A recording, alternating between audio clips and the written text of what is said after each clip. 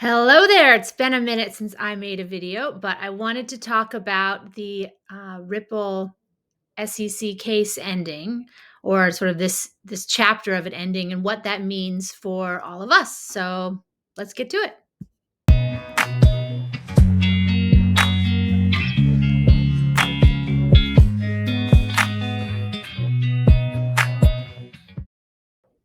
Hey, welcome to the show. I want to talk about what we can sort of expect to happen moving forward with XRP and Ripple now that the SEC versus Ripple case has come to summary judgment. So last week, we got the exciting news that Judge Torish issued her ruling.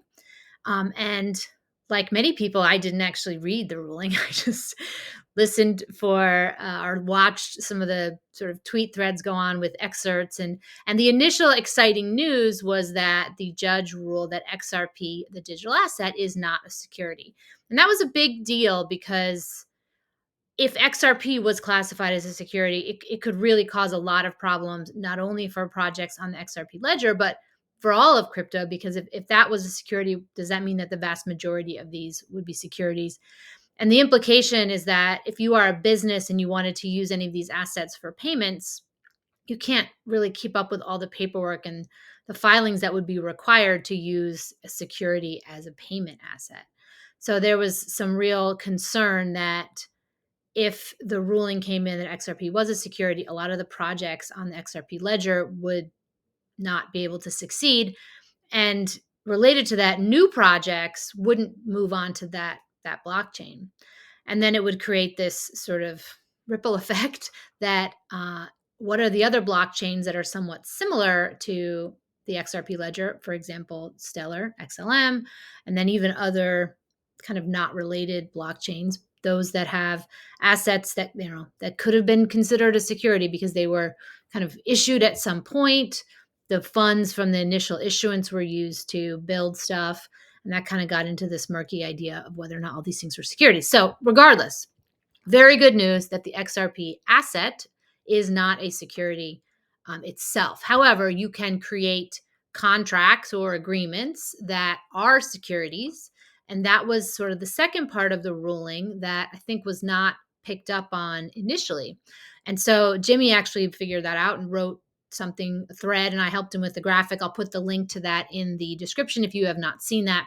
But this kind of covered second part of it, which was actually really good news for retail holders like me and you, in that it deemed that the contracts that Ripple had made with, we'll call them banks, it could be other types of institutions, who have want the XRP that's in the escrow, those contracts are considered securities. And Ripple did not file paperwork to legally issue them as what's called a private placement. There's this paperwork thing called a Form D. I don't know much about all this stuff. I'm just sort of relaying what I've learned in the last couple of days about this. But the idea is that they were supposed to have filed this paperwork. No, not no. They should have filed this paperwork, but because they didn't, it kind of creates this issue. Now, it used to be back in the day, you could retroactively file this and it wasn't like that big of a deal. But that option was taken away a couple of years ago. So there isn't really a pathway forward for fixing the agreements regarding the escrow. Now, at first thought, I was like, oh, well, does this mean they're going to have to burn the escrow? Is the escrow now sort of locked up indefinitely? Is it unusable? The answer to that is no, that the XRP can be released from the escrow, as it would be automatically because it's sort of controlled by this cryptographic smart contract logic. However, Ripple can't sell those tokens, the XRP tokens, to United States accredited financial institutions like banks. They can sell them to entities outside the US, and they can sell them to exchanges for retail. So, one of the things that's important to understand for this security issuance rule, whatever, is that if you have a buyer and a seller, and neither have any idea who the other party is, there can be no expectation of an agreement or a contract because I can't make a contract with you if I have no idea who you are. And when you go to a DeFi exchange, for example, and smart contracts are pulling assets in and out of liquidity pools, you have zero idea who owned that asset, and there is no expectation of promises of profit or whatever between these two parties because they have no idea who they are. So Ripple can sell the XRP from the escrow to exchanges where it kind of gets mixed in and nobody has any idea who's on either side of these exchanges or transactions, which means that if US banks want XRP, they're going to have to buy it from the same places that we buy it from, these public exchanges. And it's kind of interesting too that Ripple via David Schwartz had been talking a lot recently about the AMM, the automated market exchange, which is a DeFi type of protocol where smart contracts kind of control the buying and the selling. It isn't done through like people who are making decisions. It's all automated, which means that it's very fair. It's not saying, oh, you get a better deal because you're a bank, or you get a worse deal because you're a retail holder. It's all kind of done automatically. And so that could be an amazing thing for all of us if our XRP now becomes desired by these financial institutions. And as we see adoption of the XRP ledger and XRP as a bridge asset increase, there could be some really exciting sort of change in the dynamic, in that instead of us sort of fearing that retail was going to get screwed by this whole lawsuit situation, and there certainly were serious consequences for people who had to hold it for several years at a very low price, waiting very patiently, and in many cases having to sell because they needed money to pay for stuff. So putting that crappiness aside, there was a fear that the consequences would continue to be harmful to retail. And this news is actually quite favorable in that our XRP, instead of being locked out of the market, which was one of the sort of worst case fears, was that, XRP would become institution only and our XRP would be, difficult to sell. It appears to be the exact opposite, and that our XRP might become considerably more desirable. All right, so that's the good news. But my message today is going to be about patience and fighting the temptation to be obsessed with when is the price action going to happen. There's a crazy thing about time. I've had a weird year with time.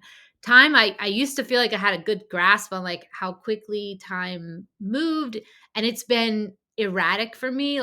And for most of this year, I feel like time has flown by, like, in a bizarre way. Not because I was like so busy having fun. I mean, I did have a great year, but it was more that like what I believe to be a constant in lifetime has not been. It has flown by at this very accelerated rate, which is weird. So things that I would tell you like, oh, that was, that just happened, but it was months ago, or that was a really long time ago and it really wasn't. Things like that, like your perception of time. And that ties into the point that I want to make, is that as we had this good news and we're excited now that there's been some validation that investing in this asset was a good decision, now we kind of, there's this temptation to get a little bit greedy and hungry for more validation. I want to see more price action. I want to see more articles showing that, banks or companies or whatever are going to use Ripple. I want to see more proof that XRP will be this asset to be part of the new financial system. I want you to fight that temptation of needing that proof. Like we know that we made the right decision. We know that XRP is going to be used as an asset. And if you listen to Brad Kimes and Digital Perspectives and DAI, every day, twice a day, they will give you that information if you're looking for it. That's the role of their channel, is to keep everybody updated on all of the news coming out and all these dots that are connecting. And listen to them and know that. But at the same time, be careful of getting hooked on needing confirmation that you've made the right decision. Because what's going to happen is time's going to pass more slowly. It's like this idea of a watch pot never boils, that, if you sit there and watch a blade of grass grow, like it's not going to grow. But if you go on, you do other things and you keep busy with constructive, productive, or even just fun activities, then time will pass and you're going to wake up one day and you're going to see that price action. I get tagged a lot in Twitter things, and I get messages from people wanting to know, like, what is my opinion on a certain thing happening that's going to affect the price of XRP? And I'm just going to tell you at this point, like, I don't have any opinions on individual actions or individual events affecting the price. I kind of don't really care about the price as as weird as that might sound, like I have this channel that's we're trying to figure out what is the future of money, and um, I'm kind of detaching from this obsessive need that I have had to sort of know, when is everything going to happen? When are we going to see a certain price amount? Because I think that over time, as the adoption of the asset grows, its value will increase. And I learned a couple of really key things from the models that we built, or that were built. I didn't actually build any models. I wrote about them and made threads about them, whatever. But the models that were built taught me a couple of key things. And the most important thing that I learned from those models was the real value, the price action, if you want to call it that, that's going to be very, very high for XRP.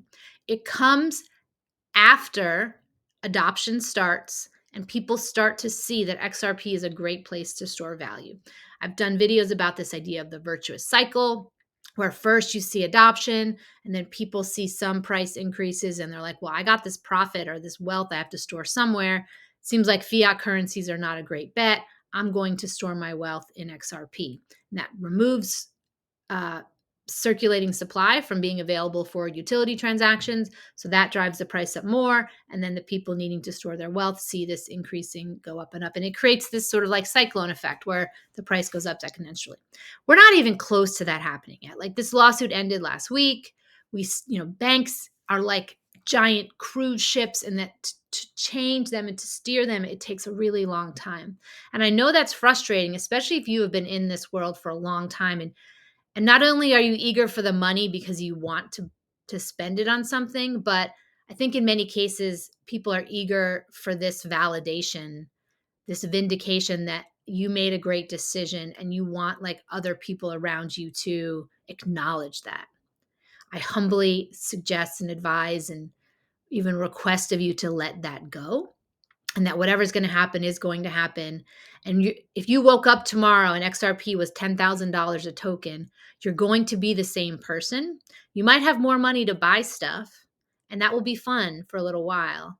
And if you're in a job that you hate and you feel like this will be your ticket out of it, like I can empathize with that. And I've many times in my life had this idea, like, when I get to this place and I can do something different, then all of a sudden I'm going to be happy and free, and my life can start and things will get better. And what I have learned over and over, this is one of my recurring lessons, is that you can feel that way now.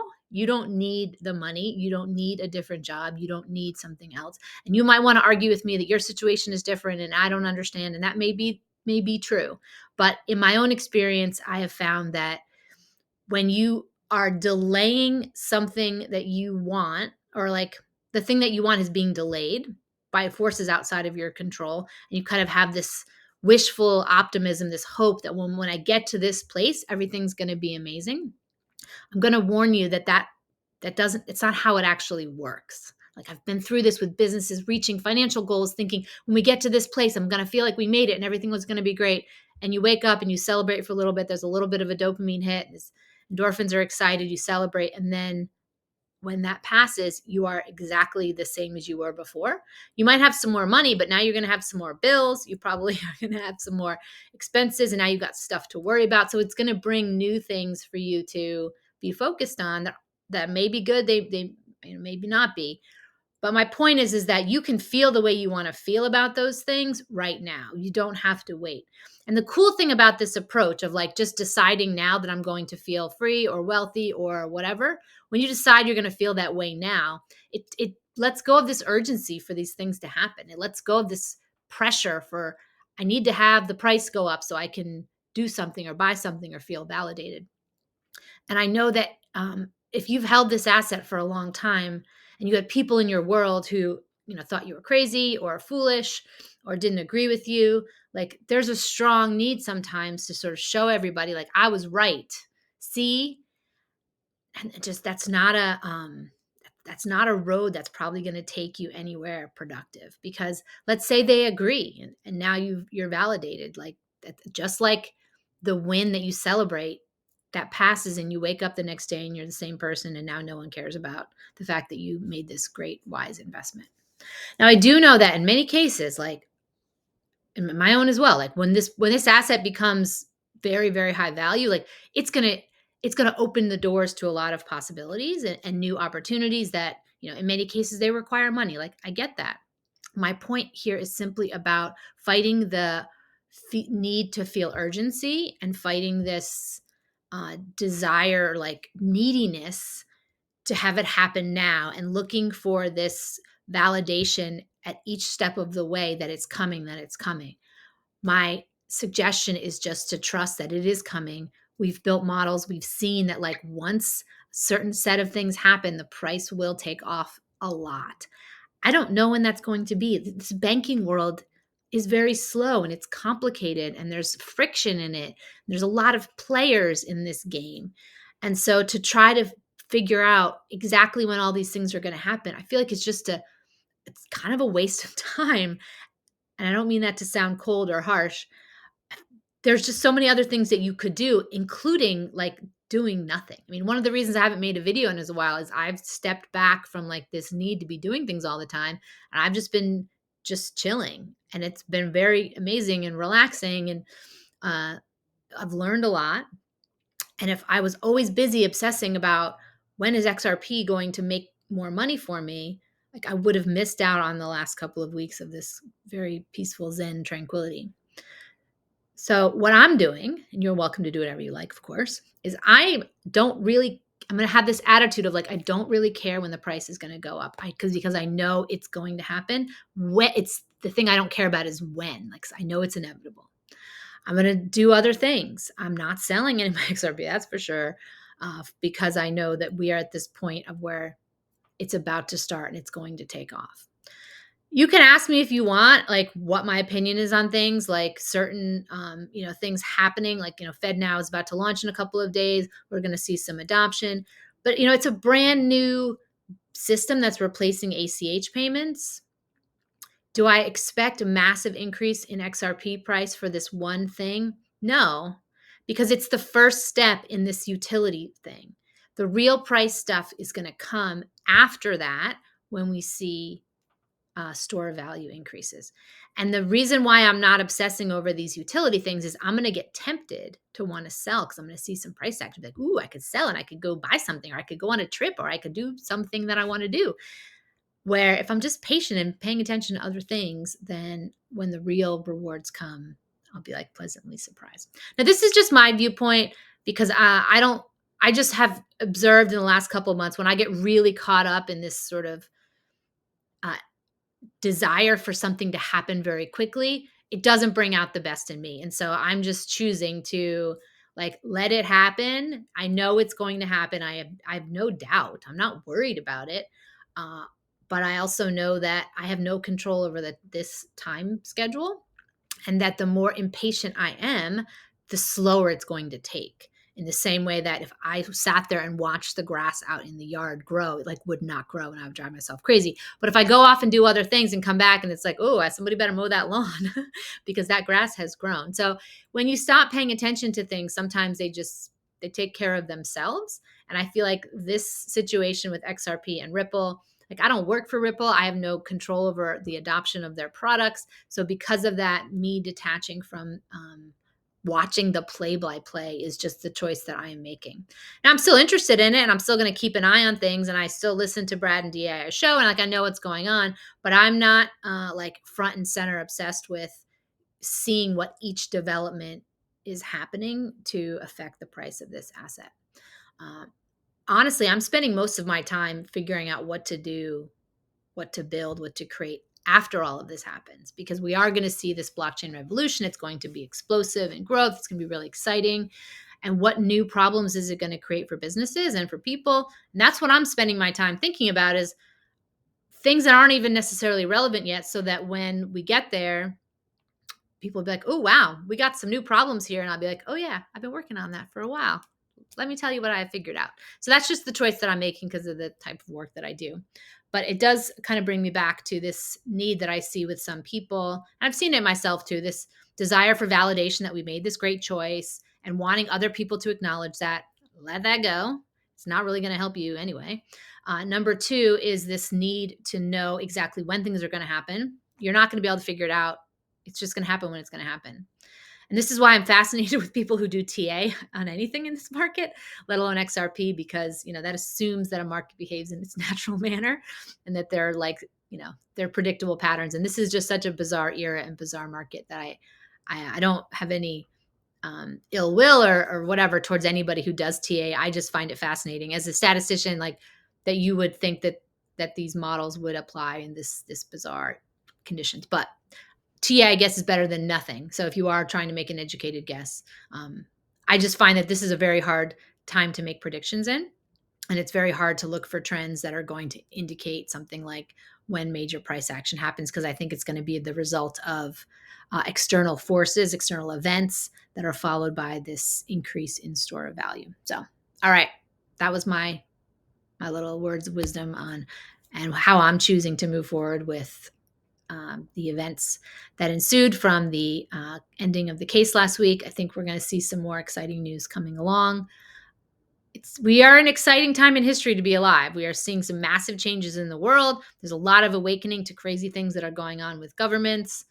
So I think the thing with Ripple and XRP is part of a much, much larger macro change to our world and to the idea of money and to how businesses are run and some of the corruption, the incredible amount of corruption I think that we see in many lanes of the world. And so looking at this big picture, I think we're alive at a very exciting time in history, which is super cool. And when we look back on it, we're going to reminisce fondly on this era. And so if you are only worried about what's coming next and when is the next thing coming, it's hard to appreciate like the cool things about today. And I think we might still see some pretty big dramatic events. So each day where it's calm and chill, I think of this as the calm before the storm, and big things are going to come and happen. And today, we can just be chill and be peaceful and go outside and go for a walk and go. I have a creek I spend a lot of time in, go sit in the creek and listen to the birds chirp and that kind of thing. So anyway, I hope you have a beautiful, peaceful day, and I will see you when I see you.